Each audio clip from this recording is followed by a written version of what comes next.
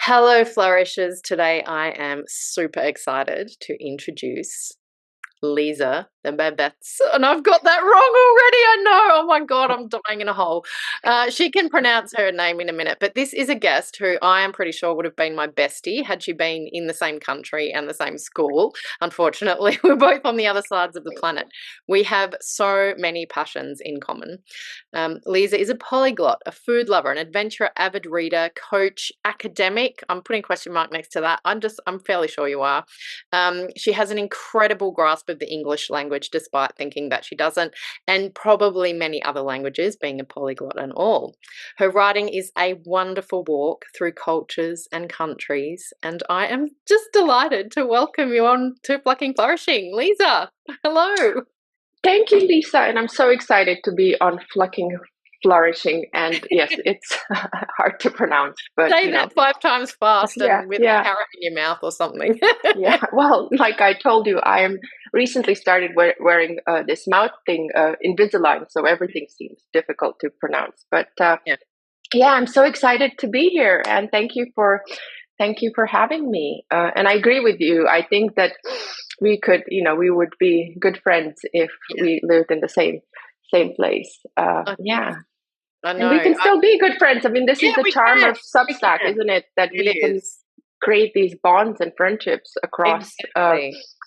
across the Yeah, the internet. ether. Yeah, yeah, yeah, Yeah, yeah, it really is amazing with technology now and the connections that you can have through the written word, because this is actually the first time that Lisa and I are talking in person, and it feels like I have talked to you already because we have shared so many words, we've shared postcards, you've even sent me a book. Amazing. We do live relatively close to each other, even though it's not really, but I always think in terms of Australia and Europe. yeah, So yeah, you yeah. are Or for fixed. any American who's Yeah, watching, I think they yeah, imagine that, Europe's like, I'm on one end, you're on the yeah, other, but for them, it's like, oh, I'm doing Europe. So, yeah, yeah, exactly. Yeah, yeah. they think of Europe as one homogenous place, which is kind of not such a great thing, is it? Really?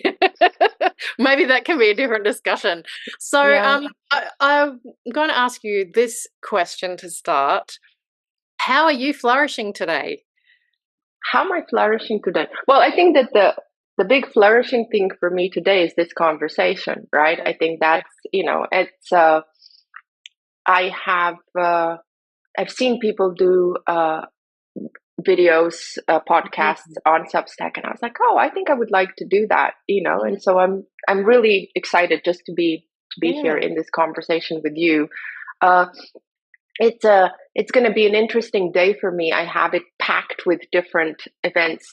I signed up for a free webinar at lunchtime. Say it like you mean it, to help me promote my business. Uh, I okay. like you've mentioned, I work as a coach, but I have academic background. I have a PhD in social anthropology, and I uh, did worked as a researcher in Slovenia, which is where I'm originally from, and then I taught at a university in Ethiopia for a while before moving into international development work and research for development.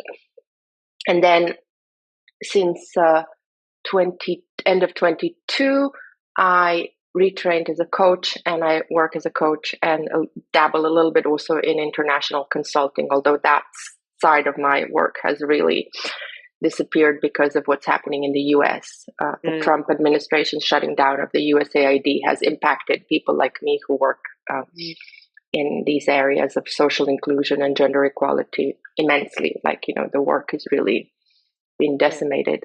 But so as I work as a coach, I need to learn how to say that in with confidence. And I think it's fascinating because I love my work as a coach. I really know I am a good coach. I've done a lot of training. I've gotten through serious certification. I think maybe that's the academic part of me where I believe like I needed, but I really wanted the training, and I worked with really great mentors and everything. And so when I coach, I'm really in my element. I love it, but Mm, I am really bad at selling myself yeah. and saying I am a coach, Yeah. because the term coach has a lot of negative connotations also. I think it's this sort of like, like flaky, pretty woman walking down the beach saying, I'm a life coach. I'm going to, whatever, like clean your aura or whatever. Like there's a lot of kind of like a woo negative associations. And especially here in Portugal, where it seems like everyone is either a chakra healer or a coach, or if they're not a real estate magnate or an early retiree from a huge tech fund, right? So, and since I am neither a real estate magnate or a tech retiree, I still need to earn my money. And so I'm gonna go and do this session today to step into saying, I am Liza and I am a coach, and this is what I can do for you, so that I can believe it, so that I can sell it. So that's going to be I think it's going to be my big thing for today.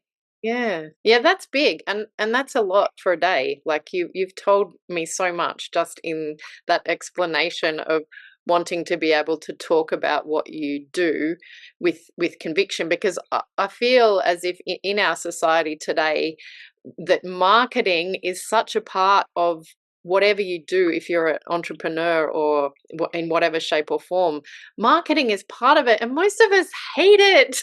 Yeah. We hate talking about ourselves. It's really, really difficult, and I feel that perhaps some of us need all the help we can get.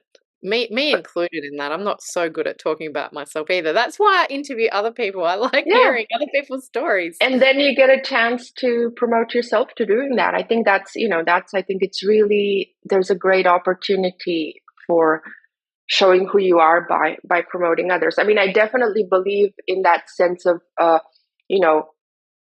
that collaboration is, and creating from the other is the best way to be, to lead, to exist.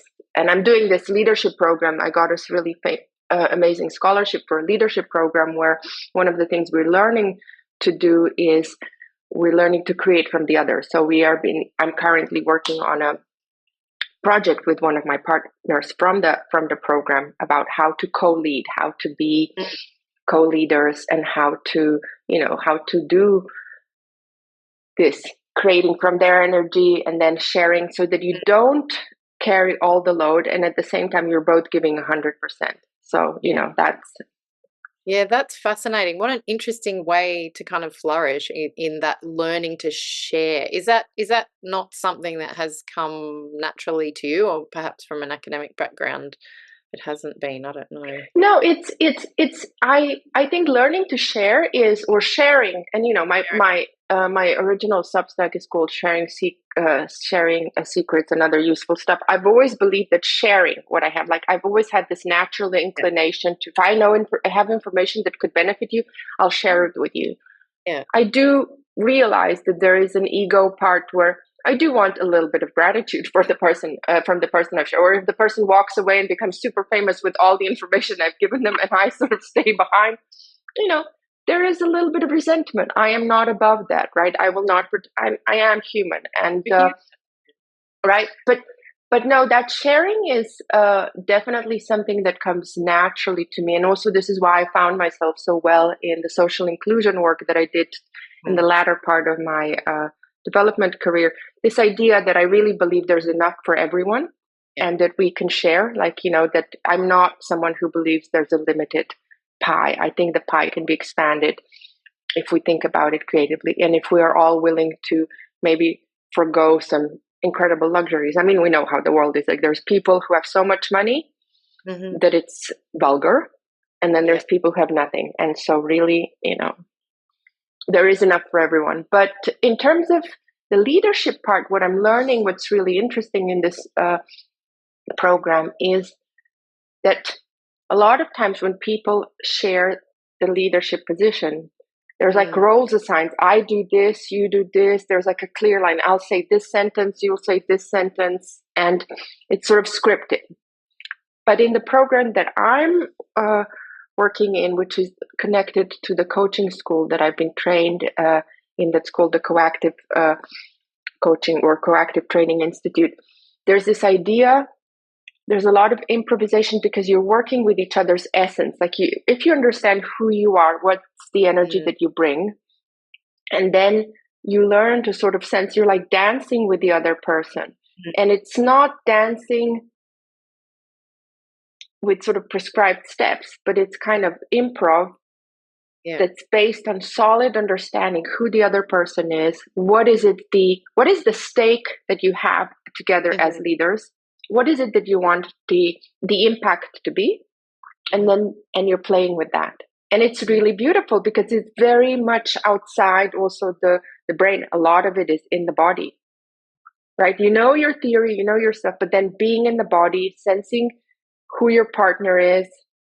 And so even if you say something and you both speak at the same time, it's not a drama because it's you know how to kind of like, so that's what I'm learning now, and it's really incredible. And I'm paired with this amazing woman from Paris, and we're going to have an event in Paris in October that, you know, if we put it together, I may publish it on promote it on Substack, as I'm learning to say it as I mean it, right? And then I'm going to be able to promote it, right?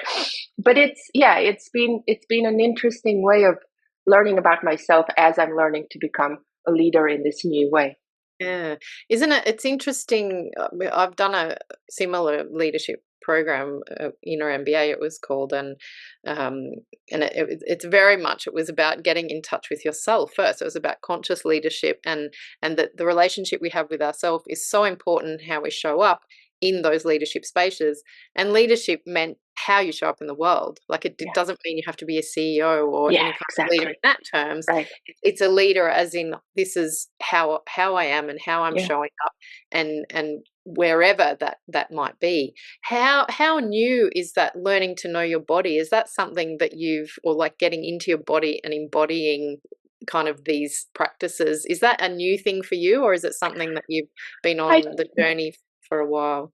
For a while, I'd say, but not, I mean, it's not absolutely new. I think that what's interesting for me is I've always been in tune with physical things. Like I always knew, I think all my life I knew when something was wrong with my body. Like if I'm sick, or if I'm going to be sick, or if something's going to happen, like I have a sense something's off. Like I know, ooh, something's off. So I could tell when I lived in Burkina Faso, when I was doing my PhD research, I had hepatitis B because for some reason they didn't vaccinate me against it, and it's highly contagious. It's, even though it's a long story, but it's not, I mean, I think it's an interesting thing because it's connected with a lot of stereotypes about, it's transmitted through bodily fluids, but you can get it from drinking glass of water, or if you have a cut on your hand and you're washing the dishes and somebody, because the virus stays active in the air for 72 hours. It's not like HIV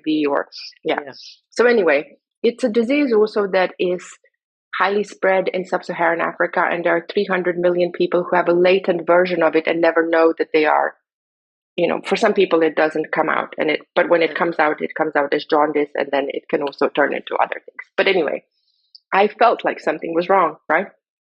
Felt like something was wrong, and I couldn't put my finger on it. And then it was that. And then, the one time that I had malaria, again, I was like, there's something really wrong, but what is it? Because it makes no sense, right? Sort of thing, right? So I had that sense, or 2 weeks ago when I had COVID, in the morning, I was like, something, and then that's that. So that part I do understand. Yeah. What I struggle with, and I'm still working on this, is sort of like disconnecting from the brain to really feel things, right? And not try to fix things, because I'm a thinker, I'm a researcher, I analyze things. And even though I have strong gut feelings about certain things and often know like this is not right for me, there's also part that's like, I want to understand it. And so it's like, and my coach, when I started coaching, would tell me, let's move down here, right? Forget about this part, right? And the coaching, so I came to coaching in 2017 through a coach that was working with me in the same method that I then trained in. And there's a lot of embodiment work, right? And sort of like how you embody and how you stand, and understanding that, your posture changes everything. Standing up, asking a client in a session where things are moving slowly, ask them to stand up and just change their posture. It's like, even just now as I'm talking to you, when I do this, I can feel the energy going all the way down to my toes, right? So that is newish in the sense that it wasn't something that I was encouraged to do. I think it's not but none of us, right? And so that's new. But what's interesting is that I do know that if I listen to my body's telling me a lot of things, and I actually can tell, ooh, something's off. Now, whether I then follow up and take care of that, or whether I'm denying it, that will depend on moments of, I guess, how enlightened I am in that moment. And it's a practice, isn't it? I just had a conversation with another woman, and we were talking about the practice of mindfulness and the practicing of these tools. It is a practice, as in all kind of understanding of practice, that it is something that you are doing continually, that maybe there's no end point. Some days are better than others. Maybe we some days listen to our body and hear what it's saying, and other days we don't, and maybe we pay for it a little bit or something. I mean, there's no kind of, you don't have to place a value judgment on it.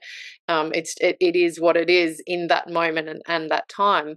I guess curiosity for me and asking the questions has been really important in that process for me. Is that something that resonates with you, that asking yourself questions? Sure.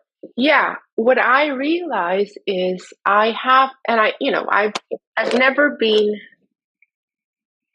formally diagnosed with being on the spectrum, or but I do feel like I have, and then people can say what they think, that I have a bit of an ADHD brain, in the sense that my brain goes faster than I can follow.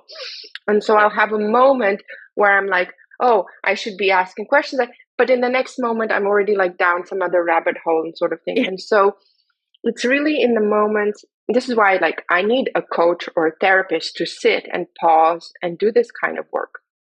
Because if I'm by myself, I often just, I get distracted. I'm a little bit like a, I don't know what the English expression, but sort of like a butterfly that goes from one flower to another, because I'm excited about so many things. And also sometimes I am maybe scared of asking a question, right? I think that's also an important thing to recognize. There are parts of one's life, and like in my life right now, where it is painful to sit with certain things. And I'm aware, okay, I need to do that. And then I will do it in contained space, because I feel like, oh, if I go there, so that is still a muscle I am trying to train more, and for sure. That's part of the practice thing of it as well, is that you are recognizing, well, I don't want to do that right now. I mean, that's important, that we know when are we going to actually poke that bruised part or ask that question that might uncover something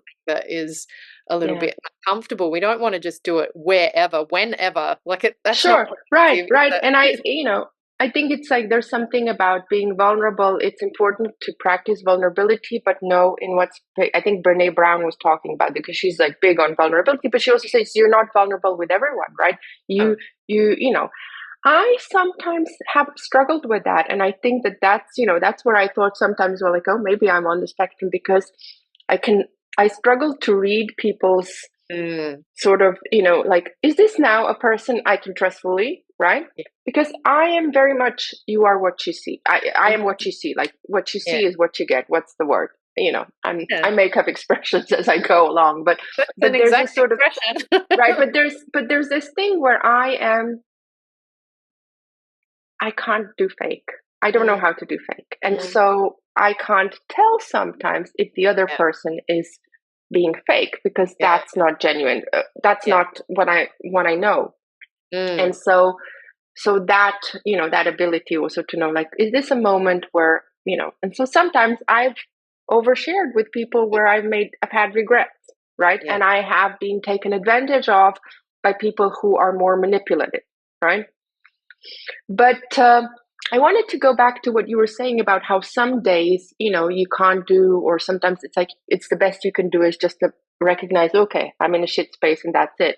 I think that part of that message of just do your best and whatever your best is in that day. And you may be familiar with this book I had to read recently for my leadership program, The Four Agreements. Mm-hmm. Yeah, right. And in that book, I think that, those four agreements, they really, really are, I maybe there's a little bit of woo-woo stuff in the book that I don't agree with, or some of it is not well researched. But the four agreements, this idea of, being impeccable with your words, not making assumptions, not taking things personally, and then doing your best. And doing your best being sometimes, sometimes my best is brushing my teeth and flushing my toilet, right?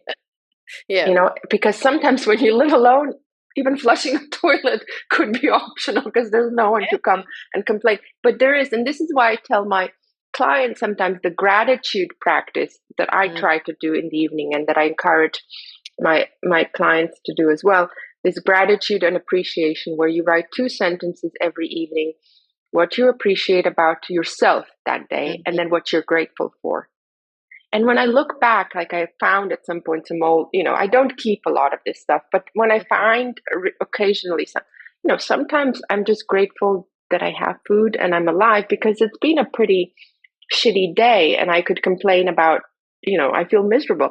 And yet also I'm not indebted to anyone. I don't have, I have a roof over my head and I have food in my fridge. So, it's amazing. And not to go into sort of toxic positivity, because it is also okay to say it's been a shit day, but knowing that sometimes, getting out of your pajamas.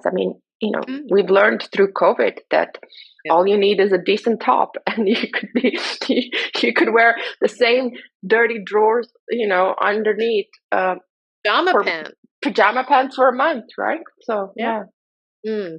Yeah, your whole experience of living in many different countries, and countries that maybe people haven't heard of. There might be people here who haven't heard of Burkina Faso.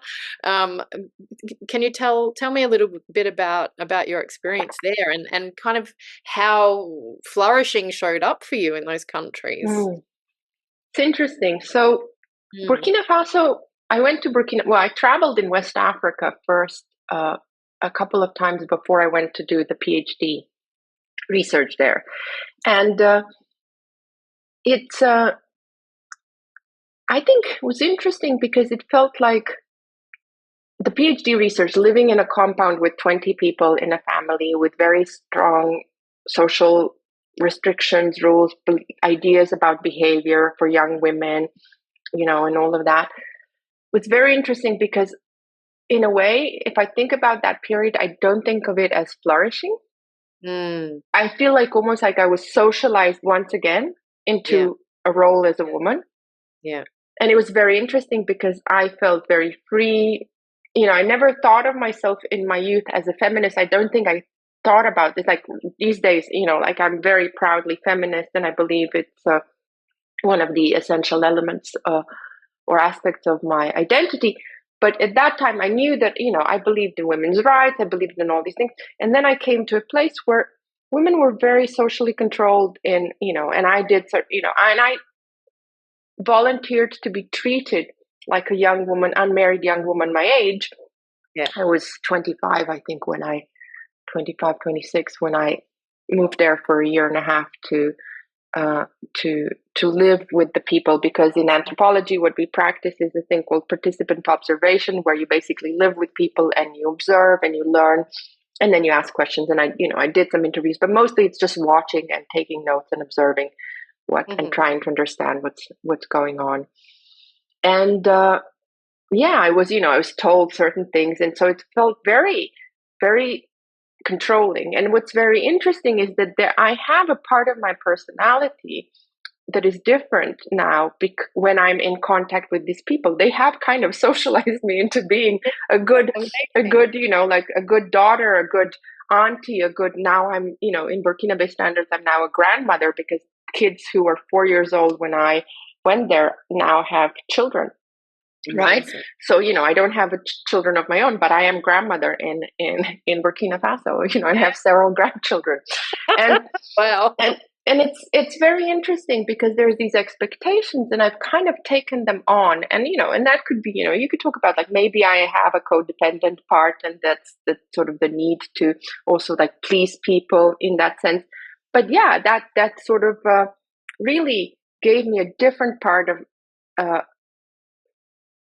identity, or almost like a part of my personality that I sometimes don't like as much, because I'm like, why do I care if these people have an opinion about the length of my skirt, right?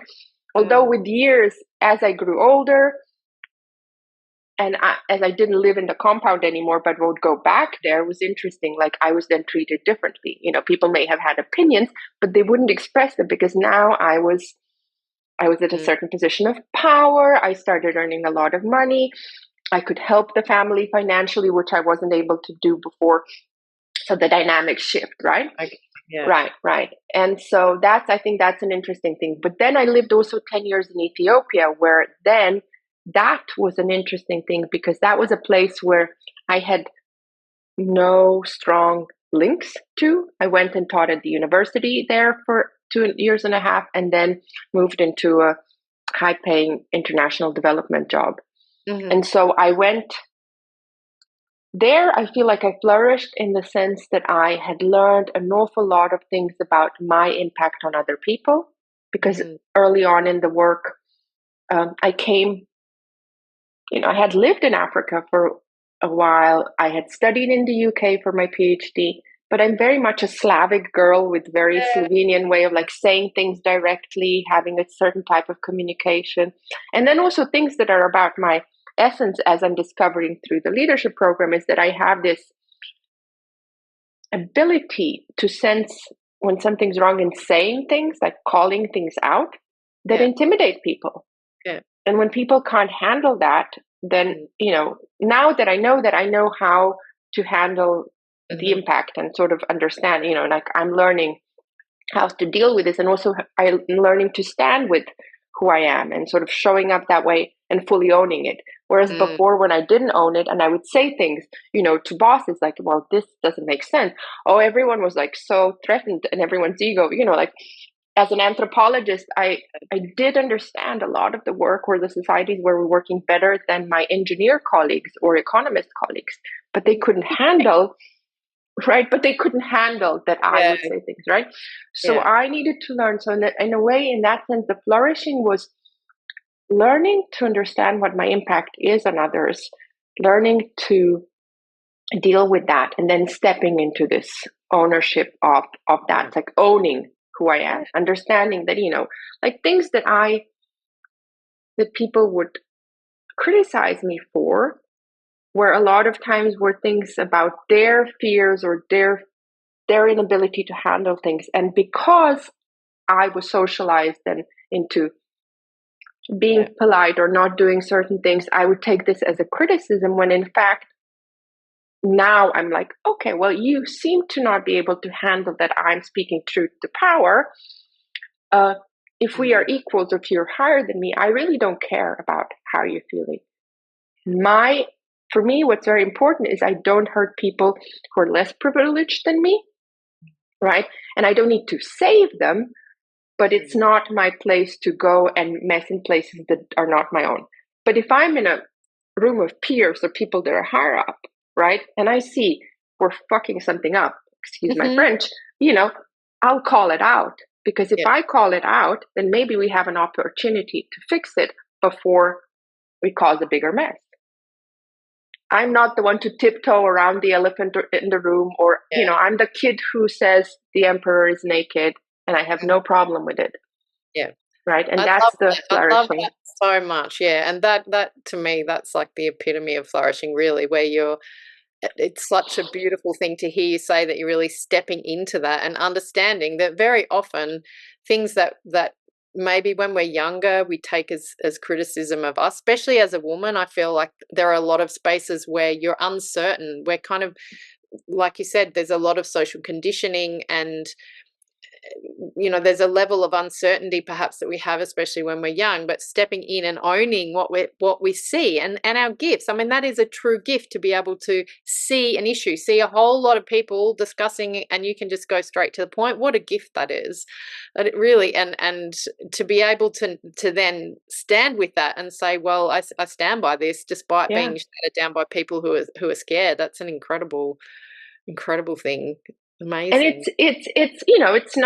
it's something I have to practice, right? Yeah. And I think it's really interesting because it's coming out in this leadership program. We did this exercise where people tell you what your impact on them is, and then there's words that you're given, right? And the essence word that I got was danger. And this is not danger as in like I'm dangerous to others, but I can sense danger and I point to it, and then I create, but by calling things out, I create, There's a discomfort, I guess, because yeah, people haven't seen it themselves. So there's that. There's also where you are, I guess, in the yeah. whole hierarchy of things. And if somebody is above you, they're kind of maybe thinking, "Well, why didn't I see that?" Yeah, there's often a lot of egos jumping in with But that. when you then own that, I think it's really interesting because one of my colleagues in the program told me, he said, when you're in it, I will follow you. I trust you and I follow you. When you start wavering, you lose Yeah, my interest, right? And I think that that's the yeah, thing that I'm learning, right? Is that when I'm like, ooh, I think, because I've been conditioned often by men to make myself small. Like if you're like this, nobody will like you, like you intimidate me, or it's not told that way, but it's like, oh, don't be too big because I need to shine, sort of thing. So we've then all been shouted down, I'm sure. right. And so, or as a woman, you don't need to understand. As a girl, I was told, at 10 that I don't need to understand math, that's not for girls. And sort Oh, of, wow. right. So Mhm. imagine the impact of things like that, Yeah, right? yeah. And so I think that learning how to then own it, yeah, is my big growth, and I feel like, yes, this is, so, to use your words, this is the area where I am currently flourishing. Yeah, it's fantastic. I love it so much. And I mean, for me, being 50, there's just kind of a beautiful feeling. I'm collecting like all of these amazing women around me who are also feeling this. Well, I'm not connecting into the shoulds. I'm letting go of a whole lot of things that I perhaps thought mattered. I mean, I think for myself, I've always been one that could tell it like it is. I've got a few friends who call me that actually. And sometimes I've had to learn also that there's a time and a place for doing Mm, that, and there's a mm, way of doing it that can be mm, kind, because I'm also um, enjoy leading from the heart, and the practices that I have, connecting with my body and embodying some of these values is important too. And there's kind of a fine balance. I think, is that something also that you felt, that you feel like sometimes you want to rage at the world as well as save it, or yeah, for Mm, sure, that knowledge of when's the right time. Like you have an urge, and I feel like I'm going to be saying a lot of things the language that I'm learning in the leadership program, but we talk about there's an urge, and there's an urge that comes from the inside, and then there's an urge that comes from the field. mhm, And so sensing whether your urge is really matching the urge that's coming from the field. And if it isn't, then waiting, like, pausing. Like if I don't say this right now, is this going to kill me? Because sometimes I need to say it because it's like I'm going to explode if I don't say it, right? And really sensing it. And so I noticed, like in the group discussions that we have in this program, because we will meet 4 times. We've met already 2 times, and we meet another 2 times. We have these group discussions, and I'll sometimes say something, and people are like, but then I open the door, and then everyone gets to say things, right? yeah, And sometimes like, oh, am I going to be, or sometimes it's just sharing something very vulnerable about myself, but it's that understanding, okay, what do I say right now? mm, It doesn't help if I call a person stupid right now, even though I'm thinking that, but there's a way of saying, maybe you could look at it this differently, mhm, or have you thought, that is a learning for me because, you know, I often I think in Slovenia, we often say things very directly, and we say things directly in a loving way. We really believe it's in a loving way, right?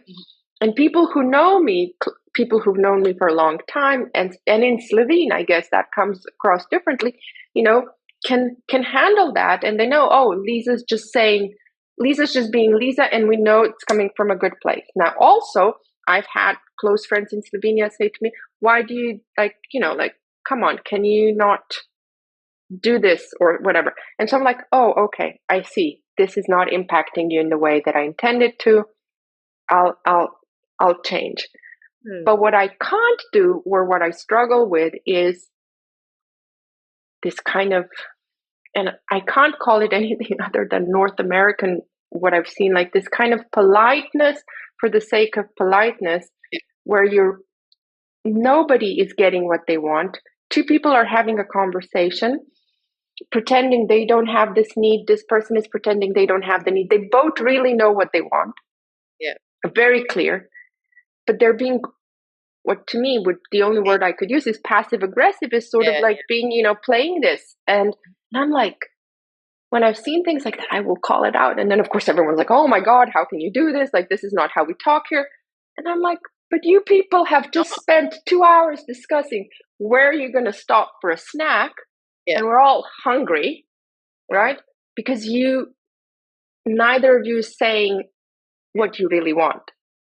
So I'd rather have you tell me, Liza, I really want to eat Chinese right now, and not for you to ask, how would you feel? What would you like to eat? And then when I don't say Chinese, you're trying to sort of like get me back to the Chinese. Tell me you want Chinese. It's so fascinating, because I had an experience this summer of exactly that. We had some friends from America. They're young people, and it was so fascinating. I mean, I'm Australian. My husband is Finnish, and Finns are well known for just getting straight to the point. He's Swedish speaking Finn, so a little bit different.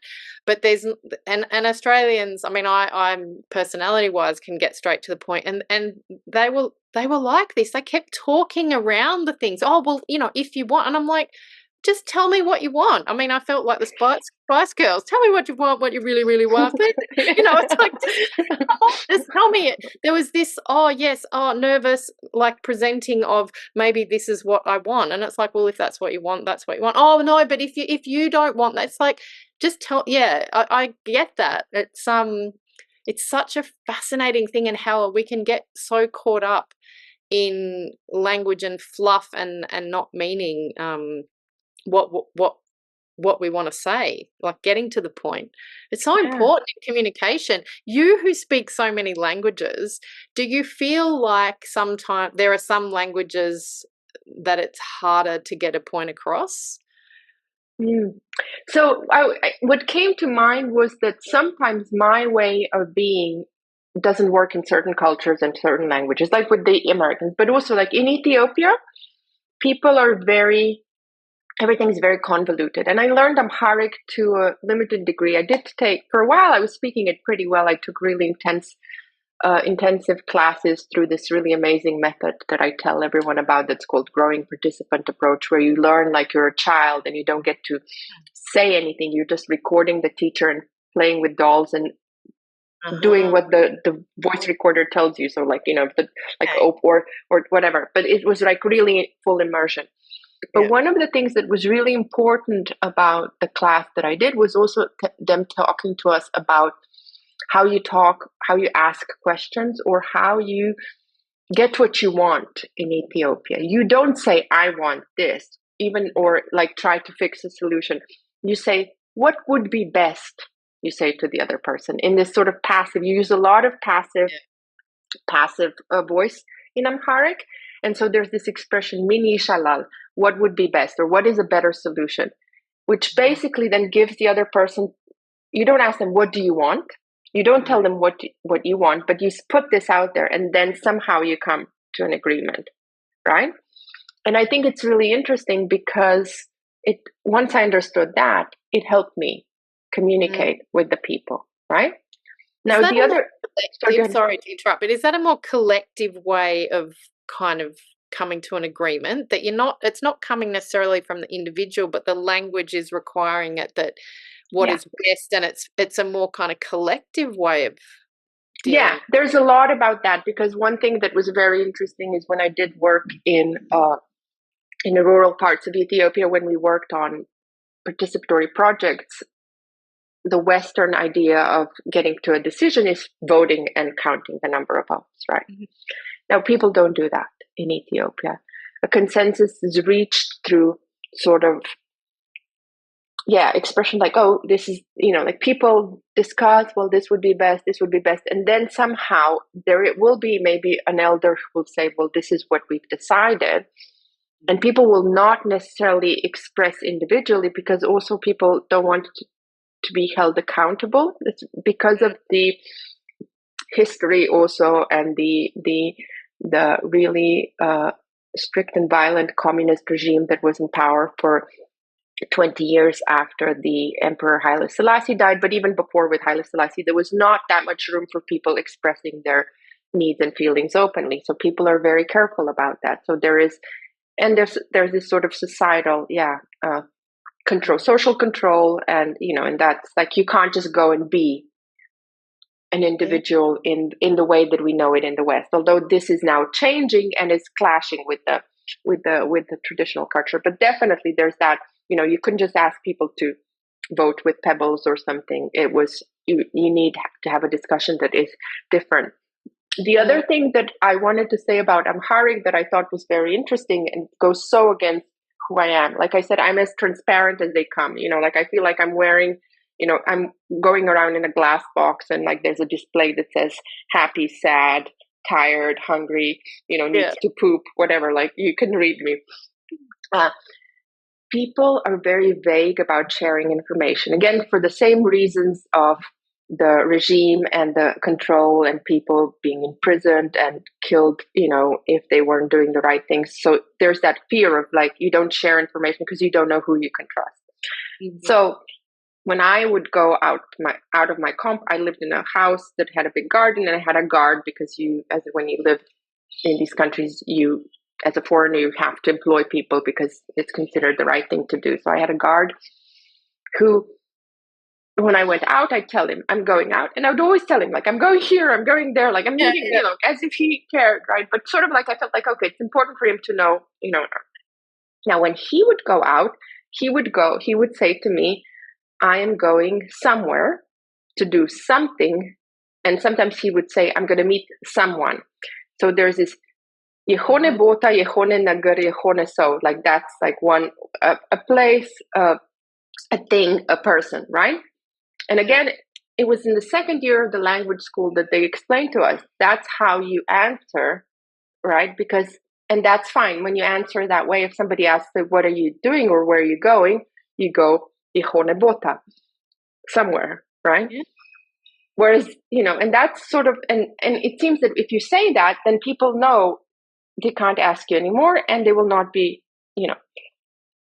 But I found it fascinating because I had people ask me all kinds of personal questions as a white person. Yeah. I guess like I'd have be asked if I'm married, and then if I said no, and and then something like, why don't you have children? I'm like, well, how can I explain like this whole sort of, like things like that. So then I learned that the other answer is God knows. Xavier Yaukal. So that again solved half of the problem. Right? So it's like, like I'm going somewhere with someone, God knows, it's sort of like, it's kind of like a fuck off, leave me alone sort of answer, but it's polite. Yeah. Right. And so learning such subtleties in different languages, I think is really essential. And I'm sure I have failed to do that in some of the languages that I speak. But it's kind of like that. It shows you how in certain languages you express things very subtly, in Slovene we are like, we're like a bull in a china shop. Yeah, it's interesting because I speak Swedish outside of here, and I sometimes feel like I am a bit of a different person. I mean, language is kind of English language, and living in Australia, and I grew up in the country in Australia, so it's like really contextual, and how the society just in that small town and the school that I went to and how that worked, and it's shaped me. And I think sometimes my parents are horrified because my sister and I are like, well, you took us to the country, like this is the result. We will drop the fuck you and worse swear words that I'm sure turn my parents, shades of purple thinking about it. But in Swedish, it's really different, and I sort of hadn't really thought about it until my son, whose dad is German, and he was studying German at school, my son, and I said, "Well, are you talking German to your dad?" And he's like, "Oh no, I can't talk German to dad. He turns into a different person." And I was Mm, like, "Wow, that's really fascinating." And mm, I mean, like I lived in Germany with his dad, and I can see how he would feel as if his dad is different because of the way he is. Like you mm, embody language, and it can mm, change mm. how you speak and how and even how your body language. So yeah, is that something that you've noticed or? Yeah, right. I think so. I think in Slovene, I'm much louder, Mhm. and we speak very loudly, and we speak. I think to some people it may sound like we're a little bit angry, mm, or yeah, we. I mean, I think I Mm. don't know. Maybe it's like, but I have a friend from Slovenia who's from a different region who speaks even louder, like to the point where I have to tell her, can you be a little bit quieter, right? But and when she talks on the phone, it's like Yeah, it's like yeah, she's calling across the mountain yeah. to her family. But for sure, I think that you are a different person to a degree in a different language. I think it also depends on you know. Mm. I had noticed that when I've been in relationships with men who were somewhat controlling, I would speak with a quieter voice. And my friends would say, "Oh, you're so quiet around." And I was like, I realized that that's not a good thing. Now I know for Yeah. future relationships that I Exactly. have to be careful about that, because I Mm. had definitely seen that a couple of times where I kind of tried to make myself into a quieter. So it's more about individual people, I guess. But Mm. also it's no, there I mean there's definitely it's very interesting. I'm a different person within one language when I talk to different people in different cultures, right? So, for example, I speak French fluently, and I can put on a pretty good French accent, and I come across. I've impressed many French people with my, and French people Well usually done. have They're poor, not easily foreign, impressed. yeah, they have poor foreign language speaking skills, so they're very impressed when I speak French fluently. But when I speak French in Burkina Faso, where with a strong, I'm a different person, right? It's like because I pronounce words differently. I drop in these expressions that are, I mix it with the local language, Jula, that I speak a little bit too.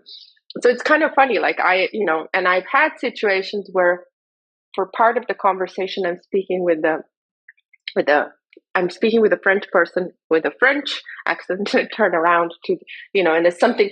And then I remember the first time I did this in front of some people, they were like, oh, like like you're like I Yeah. was in a group of French and Burkinabe people at a dinner, and then I went from my African French, which is what people normally heard in Burkina, to speak, and then this French woman was like, oh, like she just saw me as a different person. It's almost Yeah, like I was amazing. elevated Yeah, also, like yeah, because now I knew how to speak proper French. yeah, But yeah, for sure I can do this, right? But I yeah. don't. I mean, I wish I could just be me. Like, like, can Well, you well, just can you just accept me as I yeah, am with with my flaws, so I don't have to be walking on eggshells linguistically or that. Right? That would be. I mean, to me, that would really that is my goal, is to live yeah, my next how many decades I get to yeah, live, or yeah, years, whatever happens, right? I yeah. want to live in a way where I don't need to pretend to be something that I'm not, just so that you're comfortable, Yeah, whoever you may be, right? yeah. I don't want to hurt you by No, being who I am, but I also don't want to be yeah. like And bending it's myself into a you in pretzel for all, you. yeah, that's right. It's you in all your experiences and everything that you have learned and witnessed and embody. in one person without having to think too much. I mean, it is a thought process, isn't it? It's Yeah. like, I mean, Yeah. this culture speaking this, saying this, and I have to remember this. I mean, that's a pretty heavy load. Yeah, and I was gonna say also this, that I haven't lived in my own language for Yeah. more, briefly during COVID. I was in Slovenia for a couple of months because all the borders were locked. But otherwise, I live in a foreign language. I have my relationships in foreign language. I am living, to the point where I don't even know how to write properly in my own language. I mean, I know, but it's a stretch, right? And so, I mean, that's something I want to write about also in my Substack, about this sort of, identity, the language identity, and losing that. Like, what's my linguistic home? Because I talk to myself in English these days with an intermittent Slovene. I write my morning pages, when I do. I've been sort of fallen off the wagon, but I do them half slip, like I mix things, right? And then there will be an expression that comes in French or in Jula, because these languages all live inside me. And Portuguese, where because I live in Portugal now. So it's like, I'm a bit of a, like I'm a bit schizophrenic. It's sort of like I have an internal family system of languages in addition to the internal family system that I have to deal with in therapy, right? So exactly. yeah. It's amazing. What an amazing life up until now. I'm excited for the next chapter. I'm excited to keep reading your Substack and what you're going to come out with, Liza. It's just been a fantastic talk. We could probably go on for another hour, but our listeners, I think so, but it was fun. Yeah. No, I really enjoyed this, and thank you. Yeah, Thank it's been you. a real pleasure, and any links available, coaching and so on, check the show notes, everybody. But it's been an absolute pleasure talking today, and again, I look forward to reading more and hearing more from you, and maybe a podcast, Liza. I'm putting the challenge out there for you. Or maybe at least a live every now and again, Look, right? But no, I will take on the challenge. I already want to read my text. One thing I want to do is want to read my posts. Nice. But thank you again for the invite. This was such a pleasure. Thanks for tuning in to the Flucking Flourishing podcast, where we say a bold yes to growth, mess, and midlife magic. If you love this chat, make sure you're subscribed, share it with your fellow Queenagers, and perhaps leave a little love in the form of a review. It helps more fabulous humans find me. Until next time, keep flourishing your way, no fluff, no filters.